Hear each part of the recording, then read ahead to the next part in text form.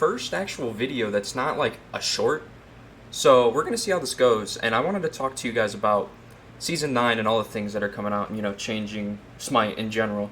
And I think the dual lane is getting some of the most changes out of all of them. With the new glyphs coming out, with the Deathbringer, the crit changes, Devil's buffs. We're gonna get all of that, but in this video, I'm gonna want to talk about the 5 ADCs. I feel personally you're gonna see a little bit more of a jump. I do want to mention, though, that I am not a pro. I'm not even a Masters player. Right now, I'm a Diamond ranked. Barely Diamond at that. But I was once a GM on console, so I feel like I have kind of a good idea. I just kind of suck at the game, like, mechanically. But these are just gods that I feel we haven't seen that much of in the Pro League and in Ranked. And that might get a little bit more of a jump. And even in the Pro League, might get expected a little bit more. So first off, I want to start off with an honorable mention. It's going to be Kern. Now, Kern got a couple nice buffs. He got the Protection Shred buff, I believe, to his 1, and then the Root also now cripples. When I was playing the PTS, the cripple didn't seem that crazy, but I definitely felt the Prot Shred for sure, especially early game. And it's something that isn't going to change exactly how it is, but I do think he's a little bit better now. In my opinion, I thought he was probably the weakest hunter in the game at one point, but now with the new builds and the Crusher and the Root now with making dashes harder, it makes him a little bit more safer and a little bit more of a threat when it comes to it. I still think his 2 needs a little bit more changes to it. I just don't like it. Just feels odd to use sometimes. But I think definitely the buffs were meaningful in a sense to where you might see him a little bit more, and he might be a sleeper pick. I'm not 100% sure yet, but, he definitely is up there. All right, and now we're going to get into the actual top 5. But now before I do this, again, I do want to emphasize this is my opinion. The season's not out. Nobody knows exactly the correct build and where to go exactly in this meta. So take it with a grain of salt. I'm just going by what I feel with the builds and, the start of a meta, people play a little bit more safer because they're trying to figure out exactly how to farm properly, defining, like, if the dual lane is going to be more aggressive this season like it was this season, or if it's going to be more just, PvE than actually boxing. All right, with that in mind, let's get into the top 5. At number 5, I have Medusa. Near the end, she got a change to her 3 to where now does damage to minions, and they changed, actually, not reverted, my bad. They changed her 2 and her 3 to where her 2 also produces this anti-heal. Now, we saw her start getting played a little bit more in the SPL near the end of Worlds. I know Stu played her, my bad. And, she had, Barracuda also played her. And I believe she got played at mid once. I can't remember who did it off the top of my head, but she did get played. And I actually think with the way the build is, and right now I feel like Devil's Gauntlet is really good now with, the little bit more power and the stacks. You don't have to sit in lane as long, and, your power spike isn't as low. I feel like it's going to be a lifesteal heavy meta. And I felt that, like, without crit, like, going like the Atlantis Bow, Wind Demon, Deathbringer, like, attack speed seems very hard to come by. So, like, you're going to see a pattern in this list where characters with some good stims come in a little bit more. And that's because I actually think the Silver Branch change was pretty massive. It's kind of the same thing with Serrated, I feel like, where it's not much power per se. Because, I mean, especially when attack speed is, like, hard to come by, you don't expect Silver Branch to be as good.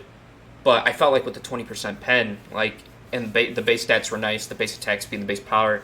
And then getting characters like Medusa with a crazy stim on her 1, it just makes it to where she gets that extra damage from her 1 off of the passive, but also still insanely benefits from the 20% pen and the, I believe, is it 30% attack speed? I believe it's 30%, right? Yeah, 30% attack speed. And 30 power is nothing too crazy, but it's nothing bad. I mean, it's going to be on the same pace as Atlantis Bow unless they decide to change it again, because they did, in the PTS, I did notice that they changed it to 30 power and gave it, and, to kind of balance it out a little bit, because it was an item where you were rushing it, otherwise you were losing lane. But I feel like with the 1, she gets a crazy attack speed increase of 80%, one of the best steroids in the game, and the damage on it is really good, and, 10% of your physical power if you're going something like, Devil's Crusher and then getting like an XE. Like you're getting a little bit of power, but also some good shred, some good, good protection shred, and all around, I just feel like she's going to be a lot stronger than what she is now. I still think with the dash and the ult on PC, it's kind of still iffy. On console, I think she'll be a top rank pick for sure with the way, not turning on console is. But with the 3, it's still kind of risky to go for it because, you do, like, if you hit somebody with that, you can get a free kill. But if you're trying to get away and somebody, like the support, steps in front of you, it can feel really punishing and really not fun at all. So that's why I have her at number 5. She got played a little bit. I also put her down because she's been, resurging in the meta a little bit. So that's where I have her right now, but I'm not 100% sure exactly how it's going to work. And, the passive and stuff, still in my opinion, underrated passive. The no movement speed when you're playing against somebody like an Uller or a character like Danzaburo where you need to just, make sure you're not just sitting in your autos and you need to make sure that you can juke certain abilities in a viable time. I think it definitely helps. All right. And so for number 4, I actually have Jingwei on this list. And it's this one is probably the one that I can debate the most because she kind of fell out for quite a while. I mean, she's Jingwei. She does the same thing all the time. She's super safe. She works with crit really well. Devos works really nice with her. You can't really fall behind unless, you're like inting super hard in your lane. Because, her passive with being able to get to the lane really, really fast, helps your back in certain situations where other hunters could not back without losing a shit ton of farm. Being able to rotate to mid super early and, help out the mid laner and then hurry up and go back if she got a kill or something like that. Or, you double back, you can hurry up and try to impact there, farm a little bit more, maybe take the side camps, get to Gold Fury when you're, teams group it and you needed a back because you're low. So I think she might be coming out a little more, and it's the same thing with crit. Right now, I feel like crit's in a weird spot when it comes to Season 9. It feels really inconsistent, even though they tried to make it more or less RNG. I just feel sometimes like, if somebody gets a Spectral, I'll be critting for like 100 to 200, and my autos be hitting for 300 without, the protections, taken in it. And I don't know exactly how much crit's going to be built. I think people are kind of just building it because they want to try out the new Deathbringer, which that item, again, is still really, really good. And it might be one of those situations where your build isn't necessarily catered towards crit, but you still get that Deathbringer and maybe like the Atlantis Bow and get some lifesteal. Because with the builds right now, hold on, let me actually go to the God Builder. I feel like, the build is going to go something like this for characters without stims. It's going to go like, a Devos. If you're going crit, I'd say Atlantis. You're going to need some type of shred, so maybe an Executioner. Crusher maybe. I wouldn't do it on Jingwei personally. If I was playing Jingwei, I'd probably go something a little like this and just, where's the, new Deathbringer. And then, I feel like Cowl's going to have a nice resurgence. I feel like the MP5 still is a little low, but I mean, mana pots are a thing. You can get away with it, and Hunter's Cowl is still a really, really good item. And Ozzy could be put in here too. I personally, you could flex into either like a Wind Demon, a Kinsai, if you really want more lifesteal than you already have. You'll get that. And it's one of those things where I don't like this is why we have no idea what's going to happen, because with Asi being such a good item, but also Devos maybe making a resurgence and Atlantis Bow giving lifesteal now. It's just one of those things where you might have too much lifesteal, and the anti-heal is going to hurt a lot more than what it would before, and people are going to start building it a lot more. And it'd make it hard into certain comps where they rely on their heals, like having a Hercules, a Hell, and it just punishes your entire team. So I'm not necessarily sure, but I still think Asi might be built. It depends on what you want to go, but I feel like Devos is definitely in a better spot. So, and she did get a couple mana buffs. She isn't as mana hungry as she used to, and I still think she's overall going to be super safe. She's going to hit hard if she goes crit, but yeah, that's why I have her at number 4. And at number 3, I have Artemis. I don't know exactly what kind of happened near the end with Artemis, because Artemis in the Pro League definitely was not getting, a much love. But I still feel like she's a super strong god. I mean, she has the problem like a lot of unmobile hunters do, where, I mean, if she gets caught out and her positioning's poor, and she doesn't have Boar, like, she's not going to do much, and she's going to fall behind, and she's going to get killed. You can camp Artemis pretty easily, when Boar is not a problem. But I don't know. I just feel like Silver Branch is going to be so good. The 20% pen, I think, is just, like I said, it's going to be something like a serrated type thing where, like, 30 power is not going to look that crazy. And, no lifesteal. And, I mean, the 30% attack speed and 20% pen is going to look nice. And I know they did nerf the passive a little bit. But like I said, this character has a crazy fucking stim. 80% on her 2 late game. And with Silver Branch getting 20% pen, you're just gonna shred through hunters. And not to mention, if you get your CC from your Boar, or you get your CC from trapping somebody trying to get into the jungle, around a fire. If you place a ward and you place a trap there, she's gonna hurt. She's gonna hurt bad. And I honestly think that she's still underslept. Boar is still a crazy team fight thing. It does a shit ton of damage. It's really hard to deal with sometimes, especially when you're not in a professional setting, because you can't control your teammates just going in front of Boar and it leading all the way to you. And I think that's going to, especially in ranked, help her a lot. And I think she's going to get played a lot more. And especially if, certain supports are going to be a lot tankier, and, their clear is going to be good and their peel is going to be nice. She is going to do perfect in the upcoming meta, I think. All right, at the number 2 spot, we have a Adcs. And, I mean, she was kind of in a funky spot. I mean, when she came out, she wasn't very good. She was buggy. She just felt like a worse Rama, in my opinion. The ult was super inconsistent. I think it's harder to hit than Scylla ult sometimes, and most of the time you want to use it as a get-off-me tool, like up close, if a jungler's diving you, or, the ADC's trying to go under your tower and get a cheesy kill, taking that tower damage.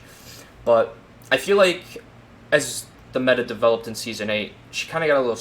She got a little bit of shine. And I mean, the big thing is like I said, with Silver Branch and Devos coming back in, her early game wasn't that crazy already. So I think, taking the time where she doesn't have to go Crusher and she can go into the Devos and get that power later and, the lifesteal that comes with it, she's going to be a lot better. I mean, she's going to get that attack speed increase. I know her regular attack speed isn't that crazy off the rip. I'm pretty sure, yeah, it's pretty low for a hunter usually. Usually I believe it's like 1.50, I believe, right? No, never mind. I'm an idiot. I'm an idiot. Don't trust me. But it's just with the Tide and Silver Branch and Atlantis Bow and whatever. Like, my only gripe with this god is her auto attack chain, and it's just why you have to hit 3 autos. And sure, it can be really nice when you hit 3 different people with that, but the chances of that happening in a high level game and even in just a regular game is very low, and it just feels bad. It's kind of one of those things like when you box Heim, you do not want to get hit by his 3rd auto. That shit's gonna chunk, especially if he has crit online and stuff like that. It's one of those things where you take the first 2 and then you just do whatever you can not to get by the 3rd. And Cherub's kind of the opposite. It's like you dodge the first 2 and you go in as soon as she has her 3rd auto attack chain, and she either has to stop autoing for a couple seconds and reset the chain, or use an ability or something like that. And obviously that's good stuff, especially if you have a gank coming, and you take that damage and you can go in knowing that her 2 is down, or she runs away with a 3. But I feel like she's gonna be a lot better when it comes to that. She might be a little too high, honestly. I'm not very sure, because she still has some inconsistencies, especially with the ult, like I said with that. But I feel like she's going to do pretty well in the next meta, and with the Obelisk and, being able to hurry up and snipe the Scorpions and, walk up safely and take them, and then 3 out, might be pretty huge for the team in general. Alright, and before I get into the first god, I do want to say, thank you for watching, the video in general. This is my first time, making a full-length video ever, and I'm still not 100% comfortable with it, I'm going to be honest, and I'm still trying to figure out exactly what I want to do. So if this video is kind of everywhere, it's okay. I'd like your feedback, if anything, if you felt, I didn't, talk more in depth enough, if I was a little too fast. I'd appreciate it a lot. And if you could, if you like the video, go ahead and like. And if you guys want to see more content like this, just go ahead and hit that subscribe button. It'll let me know that you guys like this. And yeah, with that out of the way, let's get into number 1. Right. Number 1 on my list is Rama. And it's kind of the same deal with everybody else. It's kind of the same deal with the builds, because usually once the build gets developed, most characters build the same thing unless it's very dependent. Like Uller with trans, maybe like getting trans, something in that general vicinity. But I definitely think Rama's got some really nice buffs throughout season 8. He kind of comes in and out every now and then, but I don't think anybody like agrees that this god's bad by any means. No, I don't think anybody says it. It's just one of those things where there's so many hunters that have so many different mechanics and so many different abilities that can do certain things in team fights and objective clear. But Rama's always he's just the autos, and then of course you have the crazy snipes. But like I said with Silver Branch, I feel like Rama is going to soar pretty high and be pretty contested. I still think he's very safe. He still has really good clear. He works in Devo's metas really well because, early game you can't generate your astral arrows a lot, so you can't be constantly trying to box, and you have to make sure you're using them in a manner to where you're not wasting them.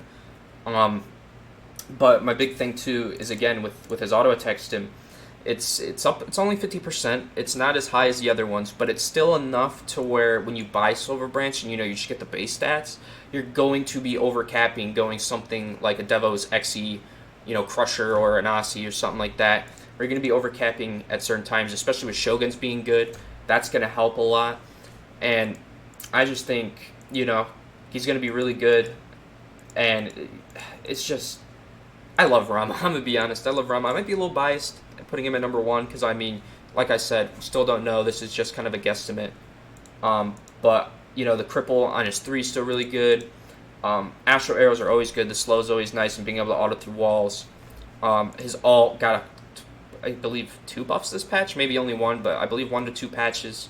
Giving it a little bit more damage early, so, you can do that. But it's just one of those gods where he can always come in and out. I put him in the same realm as, like, Giannis. Like, if the build goes towards him, like, people are going to play Rama. Just because Rama is consistent, and you can get away with, being just that attack, like, that auto-attack god. And obviously you don't have the abilities to, proc a shit ton of damage, but I still think it's going to be pretty good. And that's why I have him at number 1. Alright, before we end the list, I do want to say that this list was for gods that kind of were in and out of the meta a little bit and coming in and out. They weren't necessarily gods that are in the meta right now. So, for example, Izanami. Like, Izanami's still going to be dominant next patch. Season 9, I think she's still going to do really well with the attack speed stim, whether it goes to attack speed build or a crit build. So, she didn't get put on this list just because of something like that. But, like I said, she's still going to be top pick in the ADC. Super safe. Best clear in the game out of all the hunters. The auto attack speed. Her ult's pretty mediocre. The passive though is insane. So like gods like Hachiman, still attack speed stim still good, still been played. But I do feel that also AMC is always, he's just gonna stay in the meta, but he's going to be there. So anyway, that's all I want to say. Thank you guys so much for watching. If you guys did like it, just remember to make sure to like and subscribe, and let me know if you guys want to see another list like this for another role, for example, like solo. And if you guys have any thoughts and, have any of your, like, sleeper picks that you think are going to come to meta, let me know down in the comments, because I'd love to hear and I'd love to have a conversation about it. If you felt something was wrong, also, let me know. Just don't be a dick about it. Like, it's not that hard not to be a dick. But anyway, guys, that's going to be it. Thank you guys, and peace.